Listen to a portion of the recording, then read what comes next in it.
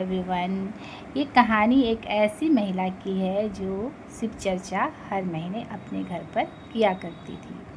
तो वो शिव चर्चा करती थी, शिव गान करती थी, पूरा शिव चर्चा करने के बाद समापन करती थी। लेकिन एक काम ये करती थी कि वो माता जी की कोई भी गाना या कोई भी भक्ति में गाना नहीं गाती थी। तो ऐसे ही कई बार हुआ। तो माता जी को, देवी माँ को इस बात का भान हुआ। तो एक दिन क्या हुआ कि वो औरत अपने बच्चे को, जो 10-12 साल का, 13 साल का बच्चा था, उसको बोली कि जाओ तुम जाकर कुछ सब्जियां ले आओ। और उसने कुछ पैसे उस बच्चे को दिया। वो बच्चा मंदिर की तरफ, मतलब मार्केट की तरफ चला गया।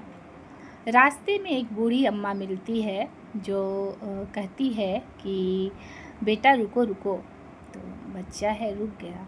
बोला बूढ़ी अम्मा ने कि बेटा सुनो, तुम जाकर एक छोटी सी चुनरी ले आओ, जो पैसा है तुम्हारे पास। तो बच्चा था, बचपना था, वो बुजुर्गों की बहुत इज्जत करता था। तो उसको मन हुआ कि जाकर उसे बूढ़ी अम्मा की बात माननी चाहिए, और जाकर उसने एक चुनरी खरीद कर उस बुजुर्ग महिला को दे दिया। तो कुछ देर के बाद वो बोला सब्जी के लिए तो पैसे बचे नहीं, जाके मैं माँ को बोल देता हूँ। तो खेलते टहलते घूमते टहलते वो जा रहा था, अचानक पॉकेट में उसके हाथ गया। तो पॉकेट में देखा पैसा भरा पड़ा है। तो उसने सोचा कि माँ ने और ज़्यादा पैसा दिया है, जिसकी वजह से उसके पॉकेट में पैसा है।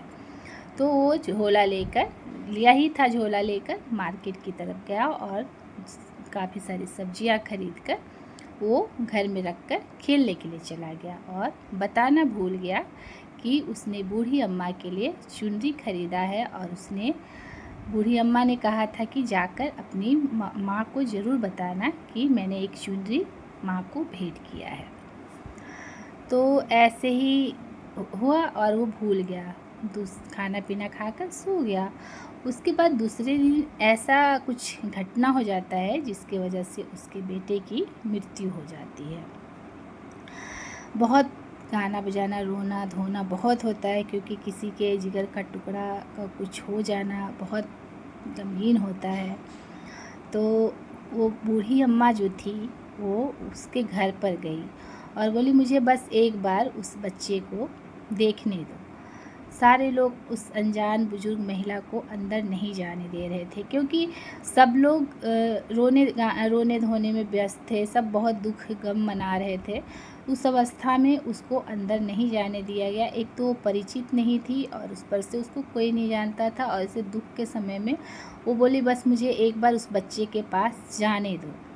तो कोई नहीं जाने दिया। उसकी माँ भी रो रो के बोलने लगी कि अब तुम जाकर क्या करोगी, वो तो अब इस दुनिया को छोड़ चुका है। उसके बाद उसकी अर्थी सजती है, उसके बाद उसको ले जाकर शमशान की तरफ ले जाया जाता है। उतने में भी वो जाती है, उसके पिता से भी अनुरोध करती है कि एक बार मुझे उस बच्चे का मुख देखने दो। कोई तैयार नहीं होता है और उसको ले जाया जाता है शमशान। उसके बाद क्या होता है कि वो शमशान में अर्थी पर जब लिटाया जाता है तो उसके पीछे पीछे उसकी माता भी रोते रोते अधमरी सी, पागल सी होके चली जाती है।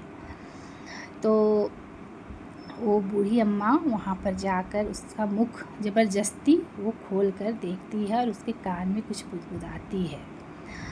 तो जैसे ही वो कान में बुदबुदाती है, उसका हाथ पैर डुलने लगता है और वो बच्चा आंखें खोल देता है और माँ माँ चिल्लाने लगता है। तो सभी लोग सकपका जाते हैं और वो जो सब था वो उठ के बैठ जाता है। और जैसे ही उसकी माँ तो देख के खुशी के मारे, मतलब क्या ही बताऊँ कि क्या अवस्था हो गई थी। तो वो दौड़ता हुआ जाता है और माँ के गले से लिपट कर कहता है कि माँ माँ, मैं बताना भूल गया था कि मैंने जो पैसा आपने दिया था, उस पैसे से मैंने एक बूढ़ी अम्मा को एक चुनरी खरीद के दिया था। तो उस अम्मा ने मुझे बोला था कि अपनी माँ को बता देना कि तुम शिव चर्चा जब भी कराती हो तो तुम माता को याद नहीं करती हो तो अगली बार से तुम जब भी शिव चर्चा कराओ तो माता का गान जरूर करना। मैं भूल गया था मम्मी, भूल गया था माँ, बताना आपको भूल गया था। वो गले से लगा लेती है और समझ जाती है कि वो बूढ़ी अम्मा माँ का ही स्वरूप थी। इधर उधर नज़र डुलाया लेकिन वहाँ कहीं नज़र नहीं आई वो माँ।